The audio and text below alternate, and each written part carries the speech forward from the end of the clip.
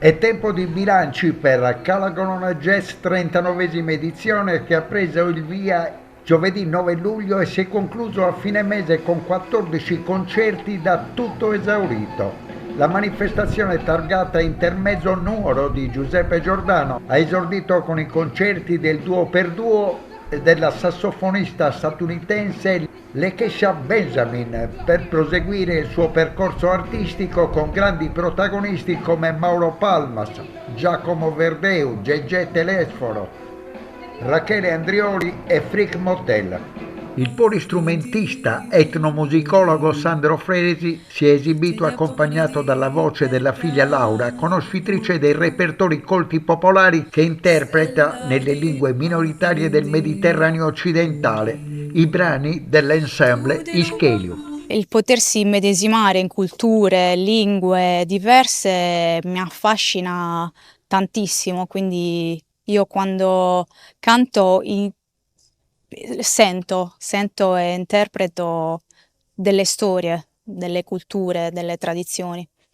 Noi siamo felicissimi di essere stati invitati, di essere ospiti di questo festival che ormai spegne le 39 candeline, quindi è uno dei festival più datati come programmazione e dei più importanti, e noi siamo orgogliosi di essere loro ospiti. Mauro Palmas e Giacomo Verdeu sono stati protagonisti per la loro Sichida, opera prima del duo nato dal fortunato incontro artistico tra l'esperto maestro delle corde, compositore e ricercatore, e il 21enne organettista di Orosei per sintetizzare in modo sorprendente lo spirito che ha animato la genesi del loro impegno musicale. Rachele Andrioli, cantautrice e polistrumentista pugliese tra le più interessanti della scena italiana e internazionale, porta in scena Leoca, un concerto solo in cui voce, tamburi e cornice, arpa, flauto armonico e loop station evocano rituali ancestrali e paesaggi sonori del Salento profondo.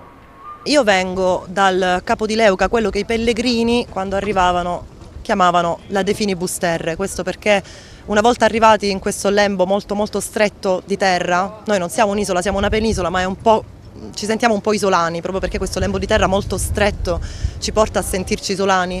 La chiamavano De Finibus Terre perché pensavano che da quel punto in poi il mondo fosse assolutamente finito. Io ho veicolato il ricordo dei miei genitori, dei miei nonni, che sono tutti emigranti, ho veicolato sempre questo ricordo della partenza.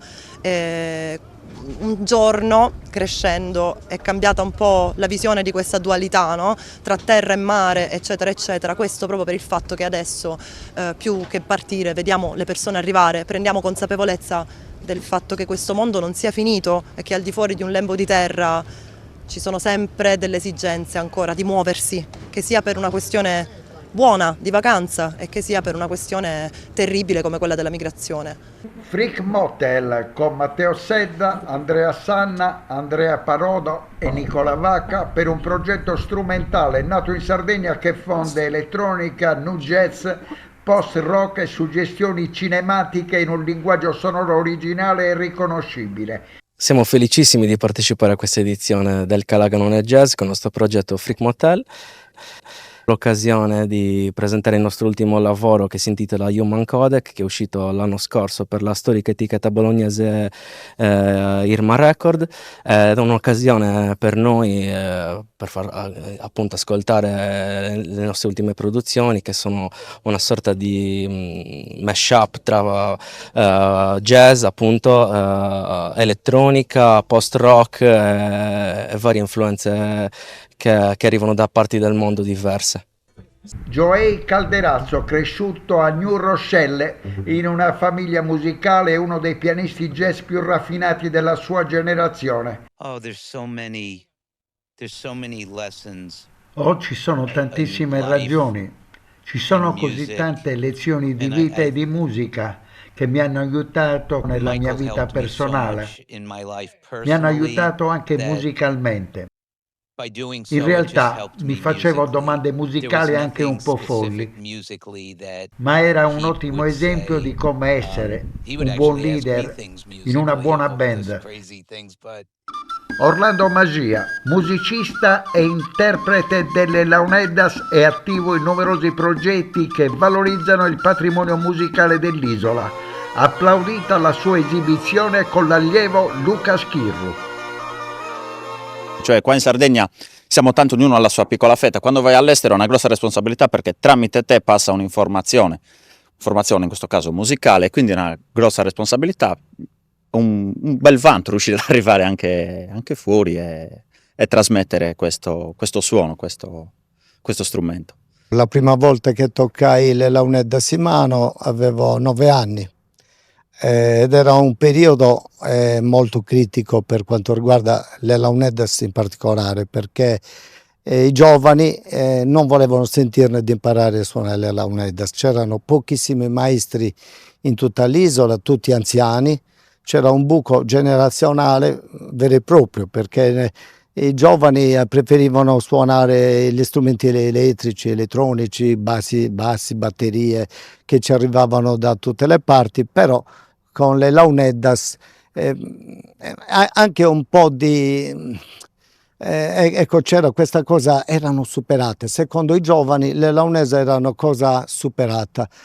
È uno strumento che esiste 3000 anni. Se è durato 3000 anni, noi, ecco, secondo i giovani di allora, dovevano distruggere una tradizione che ci arriva dalla notte dei tempi. Quindi io, siccome che sono un po' di famiglia, i miei nonni, anche mia madre, non suonavano le Launeddas, ma suonavano sadrunfa, lo scacciapensieri, l'armonica a bocche, che poi erano dei bravissimi ballerini. E io, quando sentii per la prima volta, facendo parte di un gruppo folk di Mara Calagonis, le Launeddas suonate da Aurelio Porco, da Zio Brettino Murtas di Moravera, da Luigi Lai, mi sono proprio incantato a questo strumento. Ho detto, ma come si può ecco, emozionarsi così tanto nel sentire queste 3 canne? E a quel punto io, mio fratello, altri giovani del paese, ho detto, ragazzi, qua se non ci ribocchiamo le maniche noi e ci salviamo questa bellissima tradizione, chi è che ci deve pensare? Quelli di fuori? No, di sicuro. Quindi ci siamo impegnati, poi anche altri giovani di altri paesi, del Sarrabus, del Capitano di Cagliari, e ci siamo impegnati a cercare di apprendere dagli anziani che c'erano in quel periodo, quelle melodie che vengono tramandate da padre in figlio, da maestro in allievo. Poi tutti noi, una volta che abbiamo acquisito, ecco, con tanta umiltà, ecco, quello che siamo riusciti ad imparare, abbiamo fondato delle scuole, abbiamo cercato di trasmettere il bagaglio che abbiamo accumulato, diciamo, in noi ai giovani. Io da oltre 35 anni, per dire un esempio, insegno in tantissime scuole del Campidano e anche oltre, fino all'Oristanese.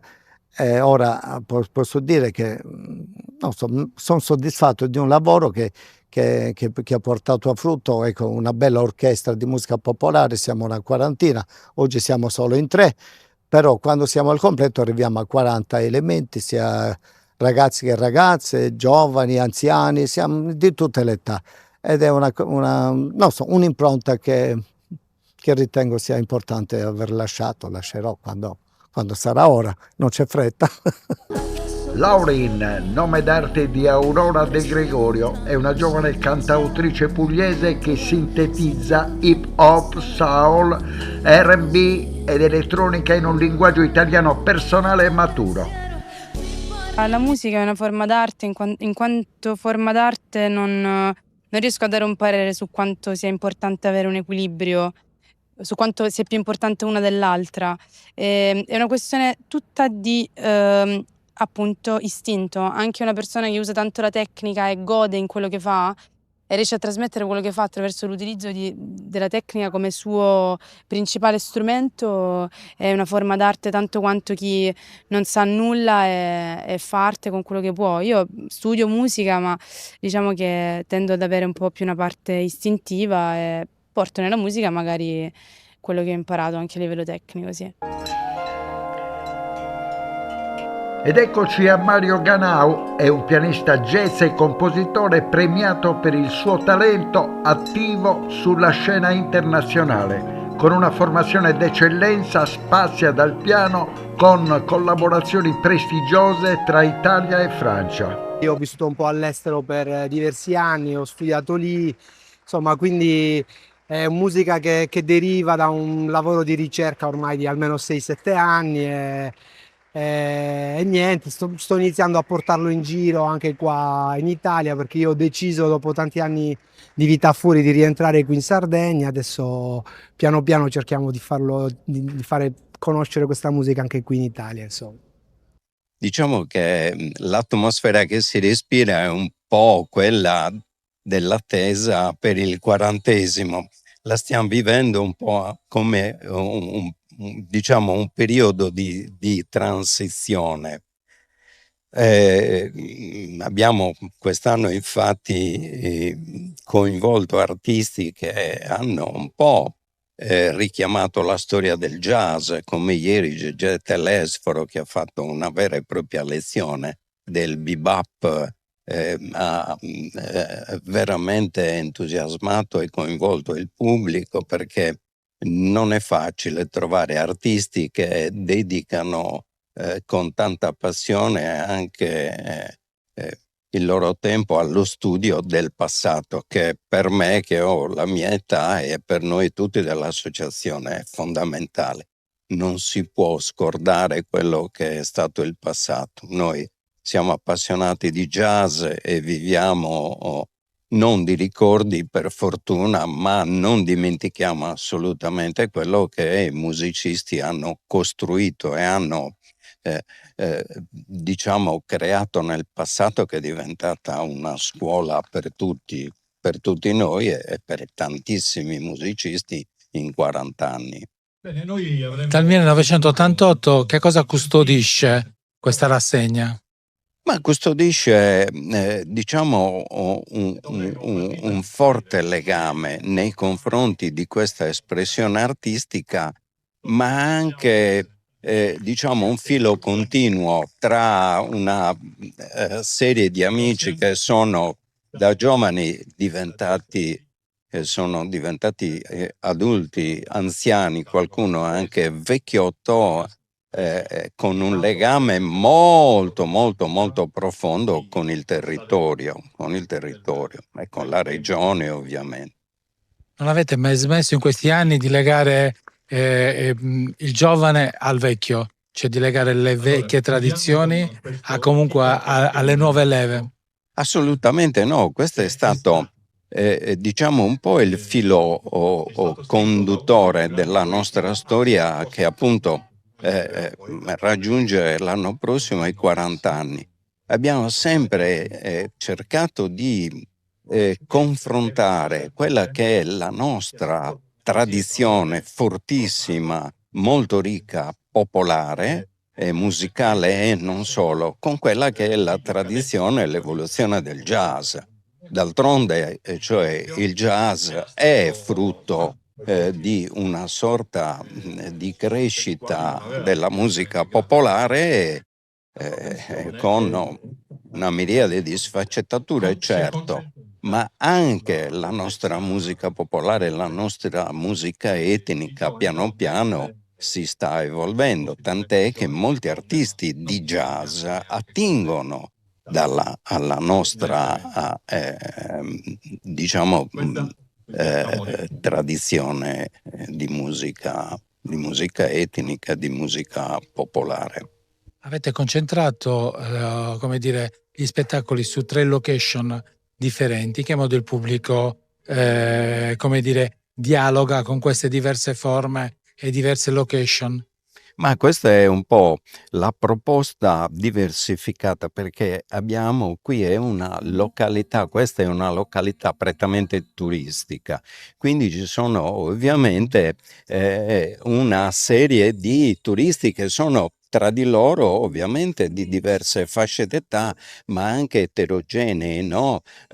Nella loro cultura e nella loro, diciamo, voglia di vivere il tempo libero durante il periodo delle vacanze. e quindi l'acquario che si presta molto a concerti molto molto soft, con la degustazione poi a fine concerto. I concerti, diciamo, con serenità e con molta attenzione in teatro, e i concerti diciamo che hanno un aspetto molto green, molto ambientalista in grotta. Queste sono, diciamo, le 3 nostre proposte, che sono sì diverse l'una dall'altra, eterogenee appunto, ma che credo riescano a coprire una vasta gamma di utenza.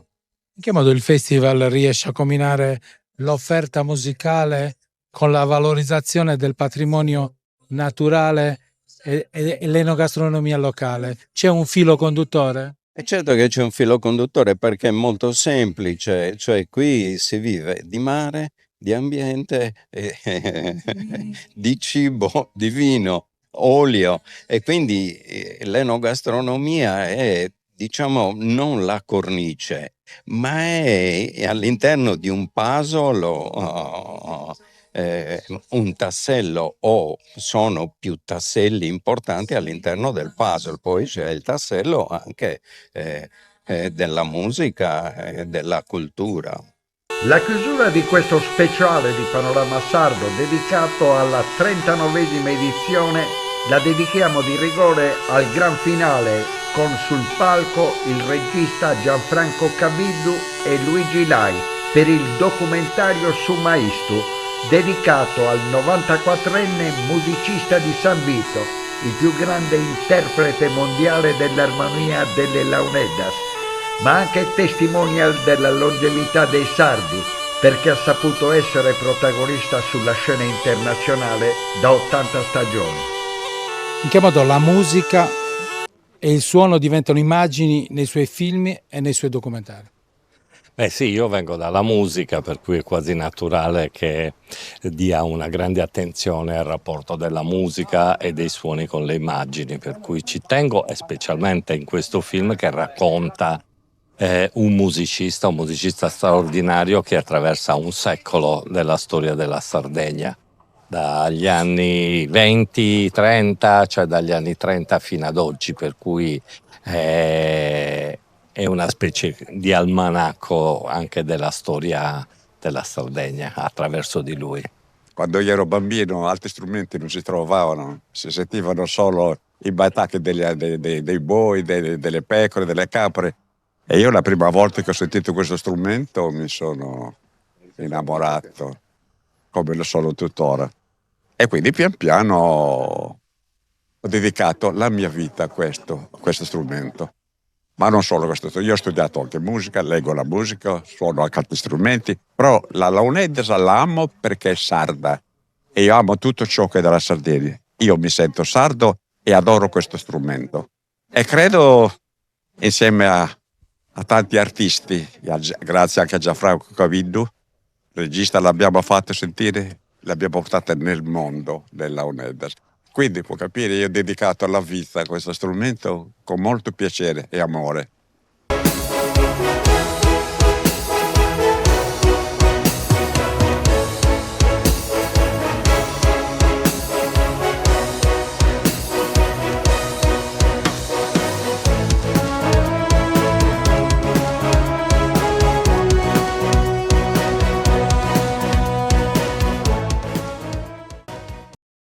In collaborazione